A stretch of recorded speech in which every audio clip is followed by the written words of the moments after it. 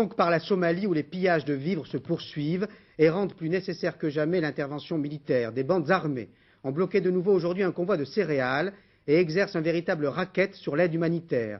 Comment se comporteront-elles à l'arrivée des premiers soldats de la force internationale? C'est évidemment la question que l'on se pose dans ce pays où Bernard Kouchner a tenu à se rendre pour veiller à l'acheminement du riz français. Reportage de nos envoyés spéciaux, Jérôme Bonny et Alain Dubat. La police n'a plus qu'un rôle de figuration dans la capitale somalienne.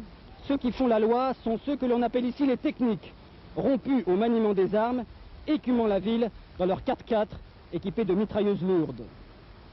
Bernard Kouchner, en compagnie du représentant du Fonds des Nations Unies pour les enfants, franchit la ligne de démarcation entre la partie sud et la partie nord de Mogadiscio, occupée par deux clans d'une même tribu, mais qui aujourd'hui se haïssent à mort.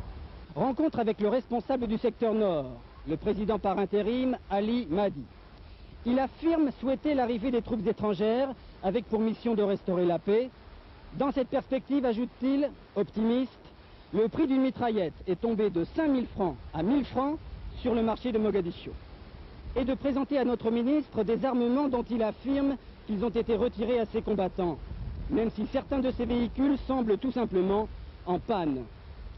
Ce samedi matin, le ministre de la Santé semblait agir surtout en tant qu'envoyé spécial du président Mitterrand, en tournée d'inspection avant le débarquement des troupes américaines puis françaises. Mais après-midi, il revenait de plein pied dans l'aide humanitaire pour mettre la main au déchargement de quelques 4000 tonnes de riz envoyées au mois d'octobre par les écoliers français. De précieux sacs qui, après 2 semaines de rond dans l'eau du cargo Tadorne 2 pour cause de guerre, arrivent enfin sur les plages de la famine. Ils ont senti tout le symbolisme de ce geste des enfants français, c'est-à-dire ils savent que tout le circuit est passé par l'éducation nationale, par la poste, par tous ceux qui nous ont aidés, et que chaque fois c'était un enfant parmi les 13 millions de Français. Et je crois qu'ils ont senti peser cette détermination en faveur de la paix. À 2 pas de là, ils sont des centaines qui attendent. Chacun représente une famille.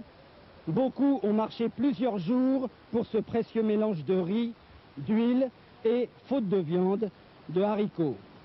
C'est le couronnement du grand élan de solidarité de nos écoliers vers les enfants de Somalie, où un tiers de la population est menacée de famine, où 250 000 Somaliens sont en danger de mort d'ici à Noël.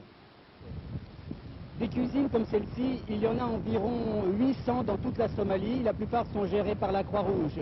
Mais beaucoup de ces cuisines se trouvent à l'intérieur des terres, dans des zones de combat. Elles sont très difficiles à approvisionner, plus difficiles que dans la région de Mogadiscio.